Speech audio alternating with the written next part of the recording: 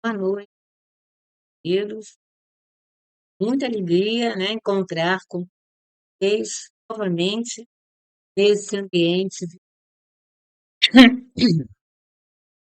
Nós vamos iniciar o nosso estudo da noite lendo a página de preparo do ambiente, que é a lição número 173 do livro Fonte Viva, Ante a Luz da Verdade.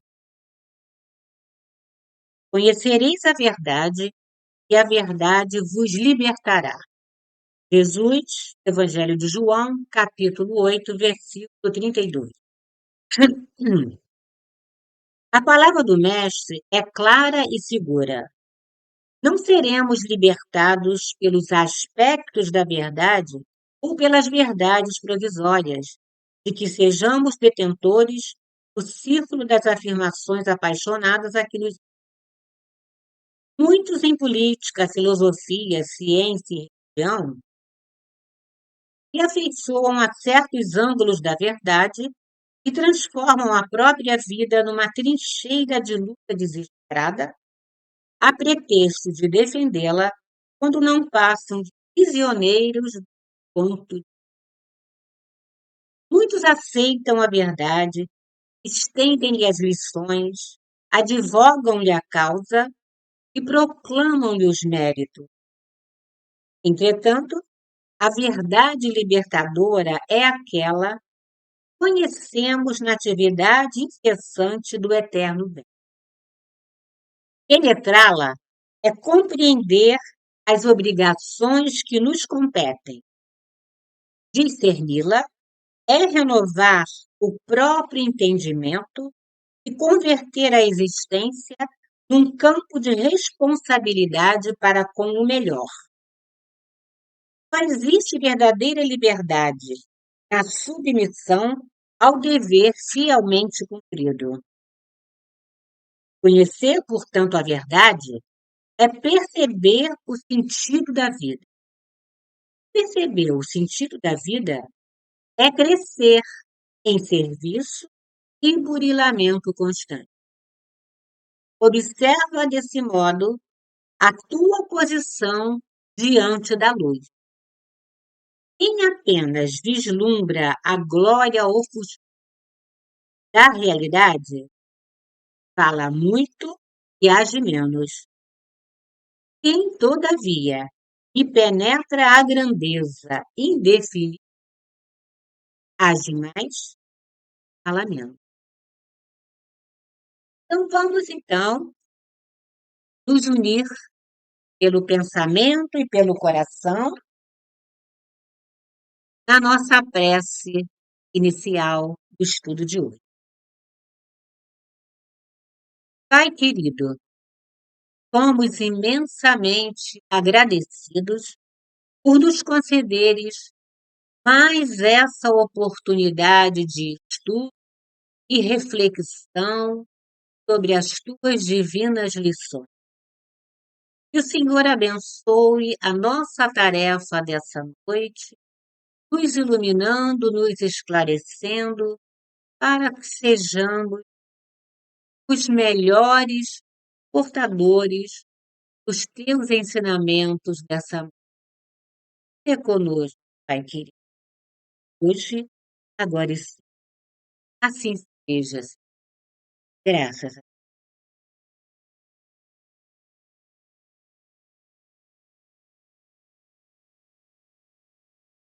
Nosso estudo da noite de hoje é sobre a origem da doutrina das penas eternas, no livro Céu e Inferno, capítulo 6.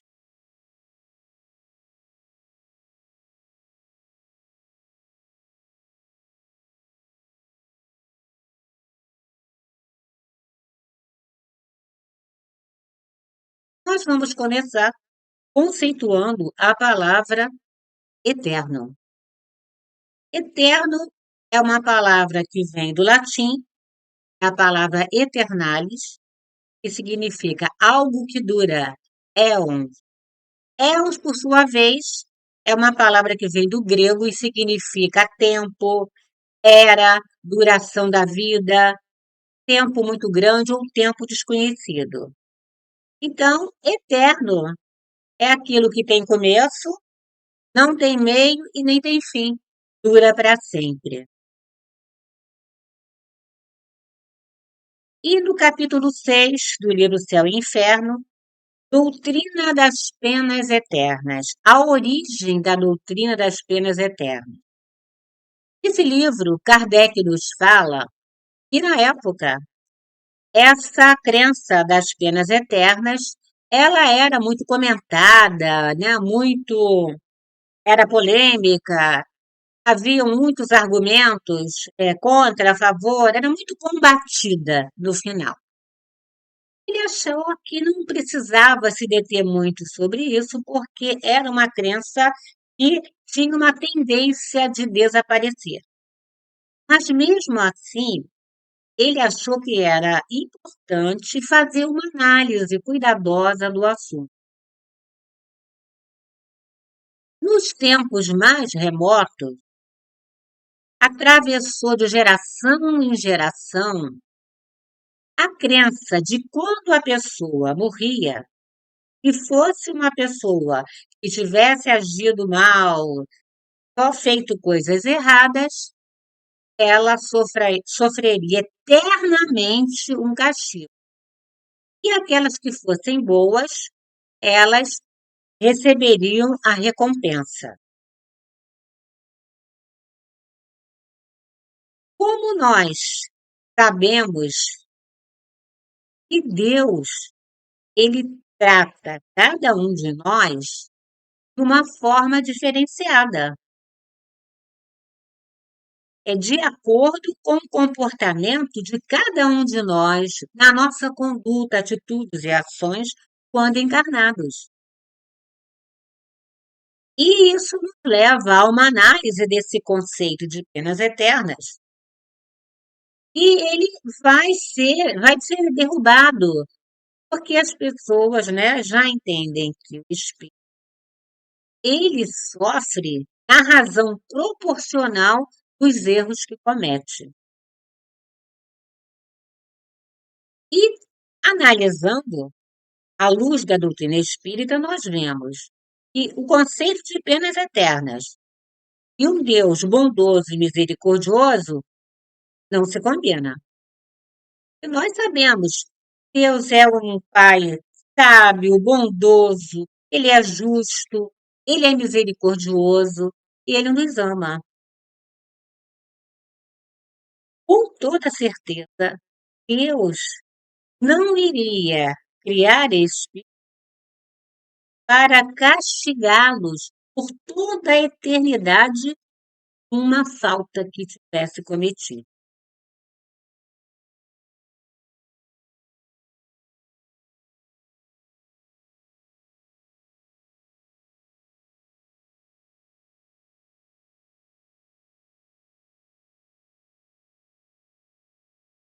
Como nós estávamos conversando, os povos das épocas primitivas, eles acreditavam num Deus que ele punia, era vingativo, não perdoava ninguém, e qualquer comportamento dos homens que fosse contrário ao que ele tinha preconizado, ele era inflexível e se irritava facilmente. Nós, esclarecidos pela doutrina espírita, nós já sabemos que a dor que nós sofremos, ela é consequência das nossas falhas e imperfeições. Mas a dor, ela é necessária para que a gente caminhe, evolua. E sendo assim, ser feliz ou infeliz depende mais de nós, de acordo com o que a gente escolhe para viver e para se comportar, né? Nos povos antigos, é devido à sua condição, né? O atraso moral e intelectual, ele fazia com que houvesse necessidade de alguma coisa que inibisse a prática do mal. Porque na época, o conceito de punição moral não era entendido, porque é uma coisa abstrata. E também tempo que essa punição, né, durasse. E o que teria um maior efeito, um melhor efeito, seria alguma coisa que ameaçasse fisicamente. Então surgiu aí a doutrina das penas eternas e ameaçava com o inferno quem cometesse suas falhas.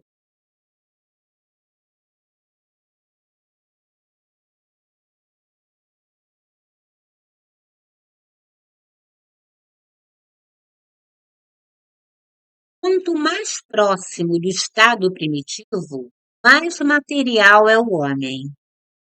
E quanto maior for essa materialidade, maior é o atraso do seu senso moral, maior é a falta da compreensão deles com relação à essência verdadeira de Deus. E a ideia que a materialidade traz sobre Deus é que Deus, ele é um rei que é malvado, ele é tirano, se vinga e gosta de dominar as pessoas pela força, com seu autoritarismo e destruição. E como ele é vingativo, né, e implacável, ele pune com raios, tempestades, relâmpagos, etc. Quanto mais próximo do estado primitivo, mais material é o homem. Então, eles julgavam Deus a partir do comportamento deles mesmos. E eles não perdoavam as ofensas, não gostavam de ser contrariados. Se fossem magoados, machucados, eles eram cruéis e inflexíveis, não perdoavam. Como Deus era superior em autoridade a eles, eles achavam que esse Deus deveria ter uma atitude bem pior do que a deles. A reação contra, né, as pessoas que erravam era muito maior, porque se baseavam no próprio comportamento. E como eles eram de natureza grosseira, eles não tinham o estágio de maturidade para acreditarem nesses conceitos sutis de amor e de caridade, porque eram conceitos abstratos para quem estava muito apegado à matéria ainda. Por isso que Moisés, né, no tempo dele, ele precisou de usar algum instrumento, né, para que acreditassem em Deus. Ele pintou um Deus que era severo e implacável. E à medida que o espírito se desenvolvia, o véu material ia se dissipando pouco a pouco. E esse processo, ele realmente é lento e gradual. E conforme, né, o espírito vai progredindo, aí as possibilidades do entendimento dos conceitos espirituais aumenta. E foi assim, então, que Jesus, ele conseguiu trazer para os seres humanos a ideia de que Deus era todo bondade, misericórdia, que o seu reino não é desse mundo e que é preciso amar ao próximo, mesmo que a gente não goste desse próximo, mesmo que ele machuque piso no nosso pé, nos magoe, nos decepcione, a gente precisa amá-lo. Ou seja, querer sempre o seu bem. E que aquela história de olho por olho e dente por dente era para ser esquecida.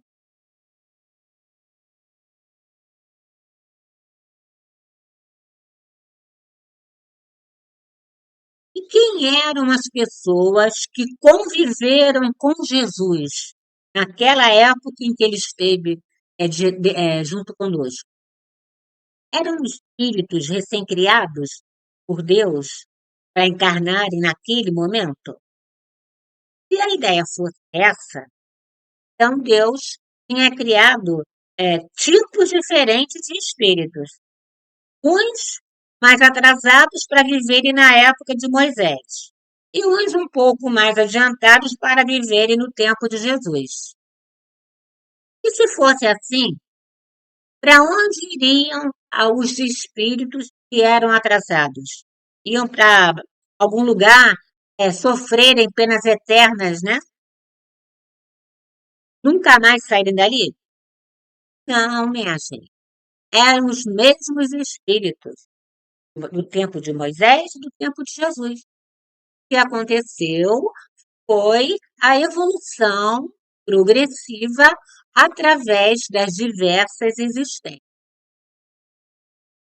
Então, eles já estavam, no tempo de Jesus, tendo, né, uma ideia dos assuntos espirituais. O Cristo não pôde, no entanto, revelar aos seus contemporâneos todos os mistérios do filho espiritual. E mesmo sendo espíritos que tinham progredido um pouquinho mais, ainda não estavam amadurecidos, prontos para ouvir o que a realidade do futuro estavam prontos. E aí Jesus disse para eles: muitas coisas vos diria e estivesses em estado de os compreender. E eis porque vos falo em parábolas. Parábolas eram pequenas histórias que Jesus contava para ilustrar o ensinamento, baseadas no cotidiano das pessoas da época. E assim Jesus conseguiu falar sobre os deveres morais do homem. Falou até de perdão, caridade, do amor ao próximo. E isso já foi um grande avanço. E Jesus, então, ele lançou as primeiras sementes sobre ensinamentos, através das alegorias. Jesus ameaçou os culpados com o fogo eterno, também os ameaçou de serem lançados na geena. E no Evangelho segundo o Espiritismo, no capítulo 8, bem-aventurados aqueles que têm o coração puro, e tem 11, assim. Se vossa mão ou vosso pé vos é um motivo de escândalo, cortai-os e atirai-os longe de vós. É bem melhor para vós tereis na vida não tendo senão um pé ou senão uma mão, do que terdes dois e serdes lançados do fogo eterno.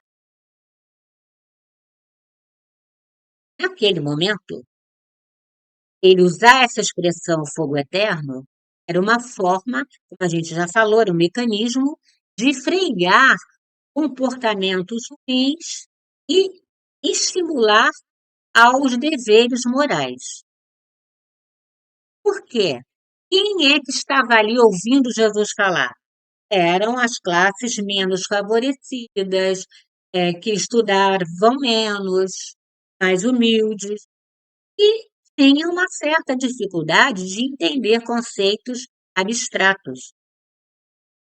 Era mais fácil falar sobre alguma coisa, um castigo, né, palpável, concreto, e falar que teria uma recompensa espiritual no futuro.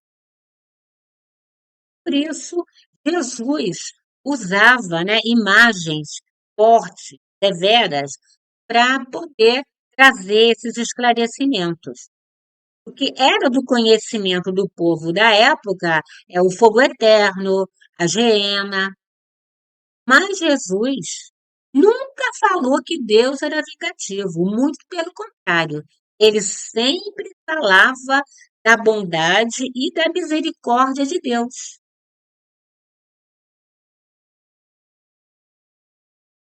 Tanto que na oração do Pai Nosso, Jesus nos ensina a dizer: perdoai-nos, Senhor, as nossas faltas, assim como nós perdoamos aos nossos devedores.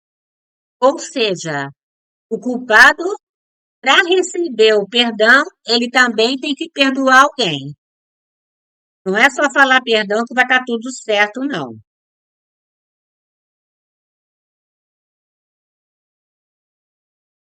Para homens que só possuíam da espiritualidade da alma uma ideia confusa, o fogo material nada tinha de improcedente, porque eles já conheciam essa história de penas eternas lá das leis de Moisés. Quando Jesus teve aquela fala do fogo eterno, ele não estava preocupado como as pessoas iam interpretar aquelas palavras. E para ele, o mais importante naquela hora era inibir comportamento baseado nas paixões materiais. Porque Jesus sabia perfeitamente que no futuro o Espírito da Verdade viria e traria maiores esclarecimentos sobre o assunto. Então, a invenção do inferno de penas eternas, ela surgiu lá nos tempos mais remotos, falando, né, sobre o destino das pessoas depois que morriam. E no Antigo Testamento, os hebreus já acreditavam que existia o castigo com o inferno e que quem fosse castigado iria para um lugar que eles chamavam de Geena. Mas quem fosse escolhido por Deus teria uma vida feliz.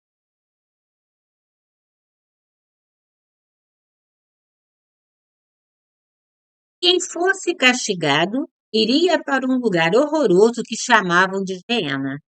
E Geena era uma comparação que faziam com um lugar que existe em Jerusalém, chamado Vale de Geben-Rinom, que era um lugar onde se sacrificavam crianças queimadas como oferenda a Moloque, que era um demônio da tradição cristã, e também onde se queimava o lixo de Jerusalém.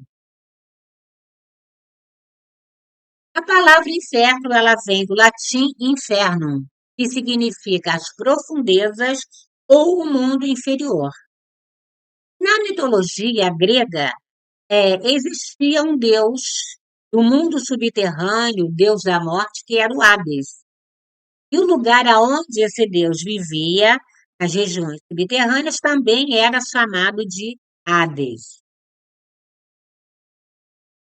E na mitologia, conta que no século VI a.C., esse mundo subterrâneo foi dividido em três partes: Campos Elíseos, Érebo e Tártaro. Quem ia para os Campos Elíseos eram aqueles que tinham pouca coisa a pagar, então ficavam pouco tempo, eram as penas temporárias. E quem ia para o Érebo é quem tinha muito a pagar e muito a sofrer, mas também ficava um tempo, né? Era temporário esse castigo. Agora, quem cometesse crimes bárbaros, gravíssimos, né, grandes criminosos, esse sim, iriam para o Tártaro e ficava na parte mais profunda da Terra e muito abaixo de Hades. E lá ficariam sofrendo eternamente.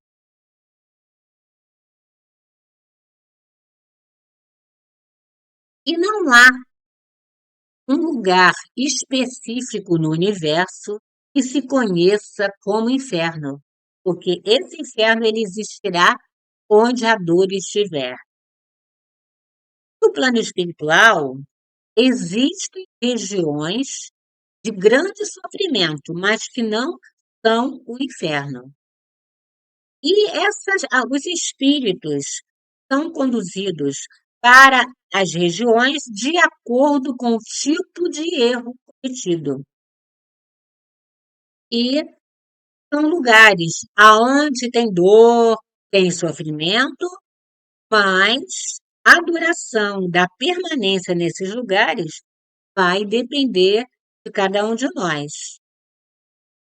Lembra da questão de ser feliz ou infeliz depender das nossas escolhas? É isso aí. Vai ficar ali o tempo que insistir em escolher a coisa errada. E no desenrolar, né, da história da humanidade, foi necessário se falar de inferno, de fogo eterno, de penas eternas. Por quê? Porque o ser humano ainda era e ainda somos muito imperfeitos. Mas naquela época precisava dessa visão aí.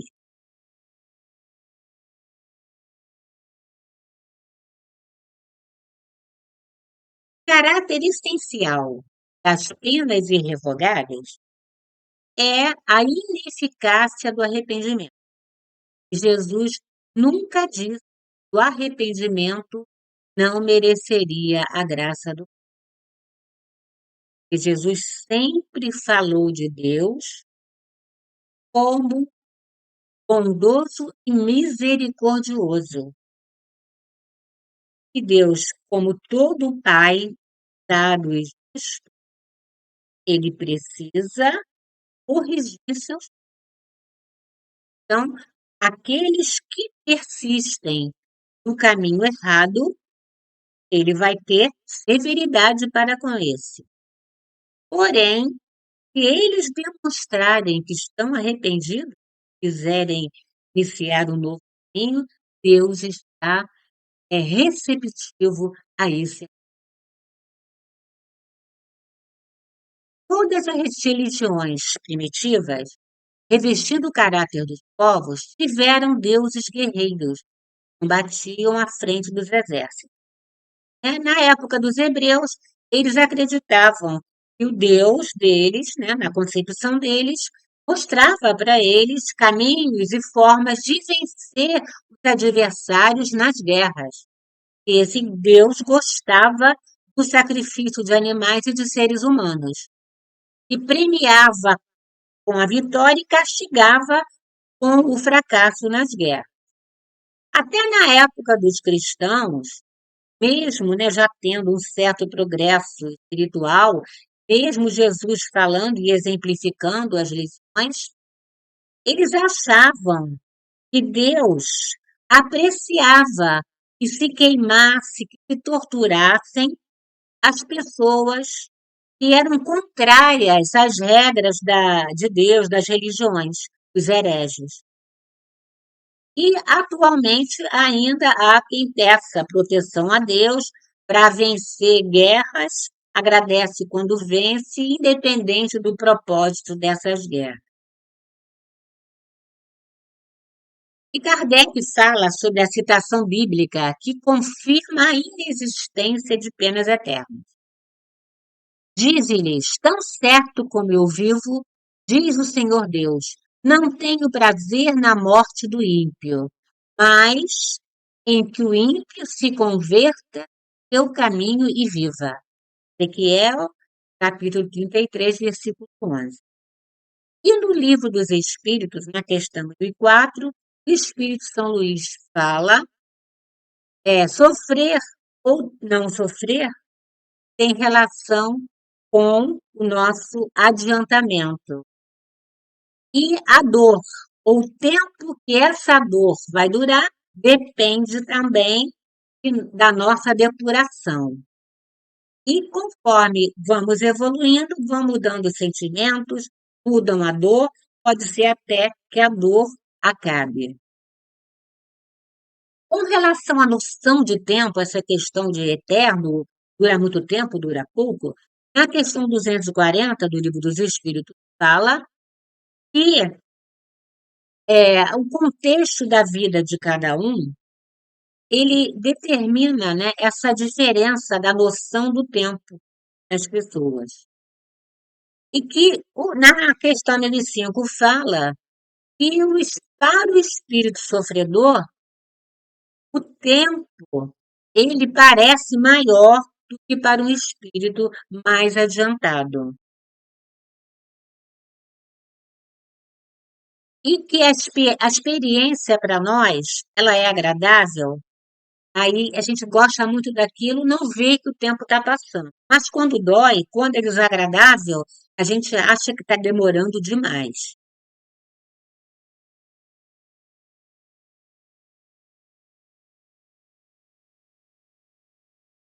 E com relação a essa questão de noção de tempo, o filósofo alemão Martin Heidegger, esse livro dele aqui, ele diz que a compreensão de nossa existência e do tempo está relacionada ao porvir, futuro, né?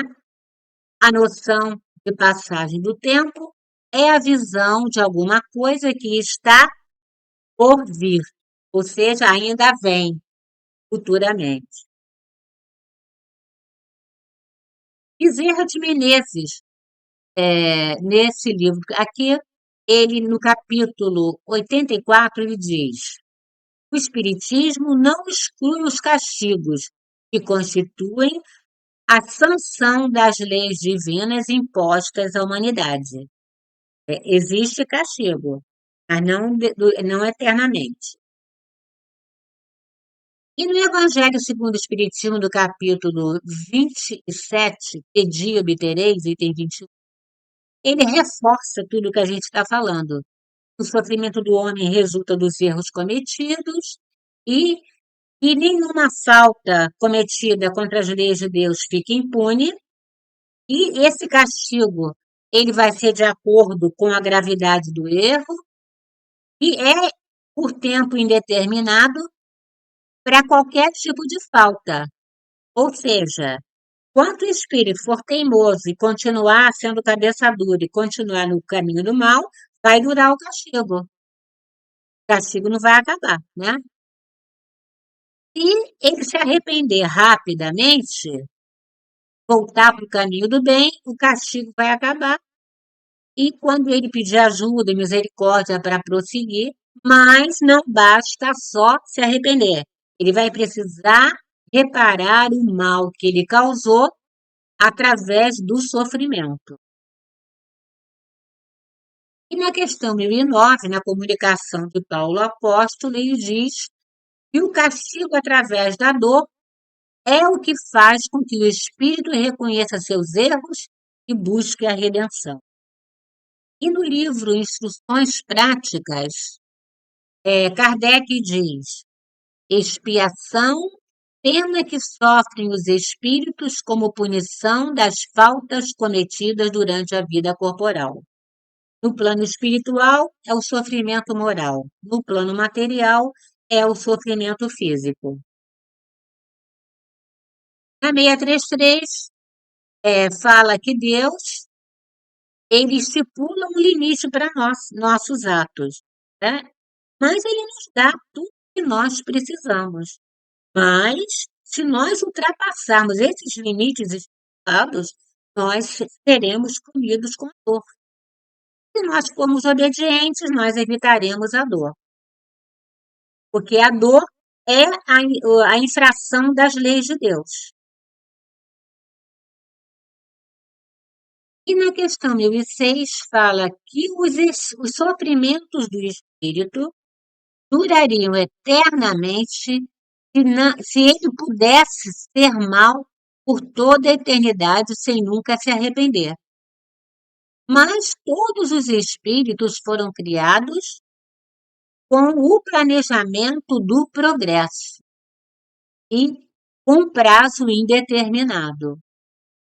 Teimando no mal, quando ele sente que não aguenta mais o mal, aí ele acha e precisa sair daquela situação e vai se esforçar, vai correr atrás, né, para poder resolver e sair daquele sofrimento.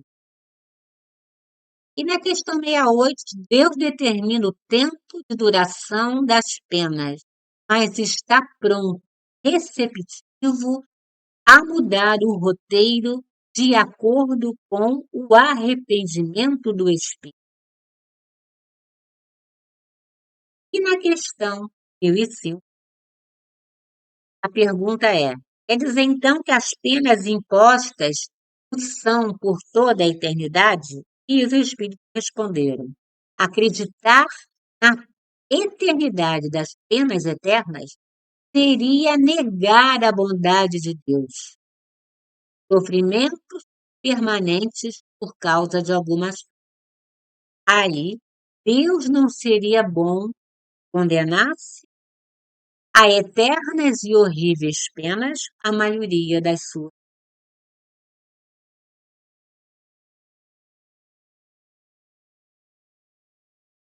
E no livro Céu e Inferno, né, ele nos fala assim: quão tardio é o homem em desfazer-se dos seus hábitos prejudicativos.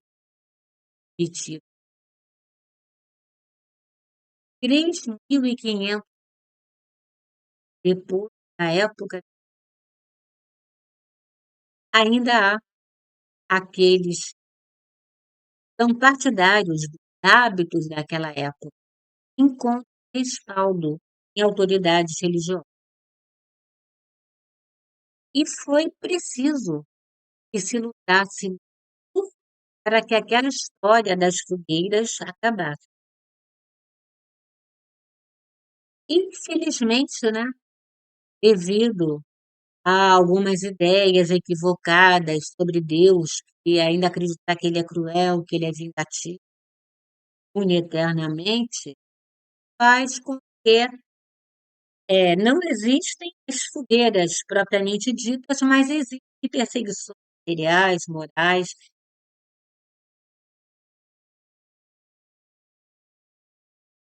E a doutrina espírita, ela elaborou um código penal da vida futura que é composto por 33 itens e está no livro Céu e Inferno. Não vou falar dos 33, vou falar só de um ou dois. Eu coloquei quatro aqui na tela. O primeiro que eu coloquei foi: o espírito sofre na vida espiritual as consequências de todas as imperfeições que não conseguiu corrigir na vida corporal. E no item 13 diz que a duração do castigo depende da melhoria do espírito culpado. Persistindo no mal, vai demorar mais aquela punição. Praticando o bem, vai ser menos demorada. E o autor Rizzini, esse livro dele aqui, Evolução para o Terceiro Milênio, ele diz: enquanto o culpado mostrar-se endurecido, indiferente ou revoltado, permanecerá nas zonas espirituais de sofrimento, grau e as zonas frequentes. Mas, ter o sinalzinho, acenou com vontade pequenininha de que quer se arrepender, já recebe a assistência dos mensageiros da luz e vão assisti-lo em todas as etapas do seu processo de regeneração. Incluindo, então, o nosso. Nós trazemos aqui uma fala de Joana de Ângelo, do livro Após a Tempestade. Assim, a dor, o agravo, a angústia e o desespero são vigorosas terapêuticas da vida para que o enfermo espiritual inveterado se preocupe com a cura real e se volte definitivo para os elevados objetivos da vida. E vamos, então, nesse momento, Os estamos todos, beijo grande no sem pressa.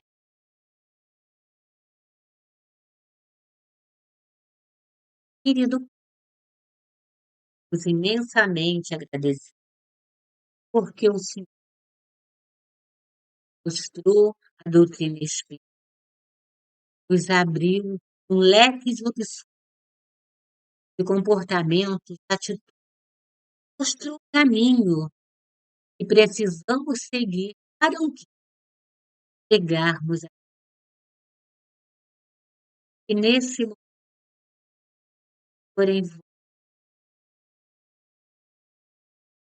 muita, com muito amor,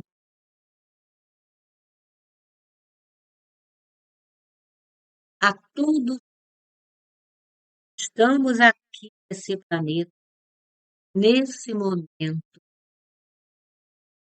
que o Senhor nos ajude, nos fortalecer, para que saibamos enfrentar e superar os desafios que batem diariamente a nós, principalmente desafios que trazem dentro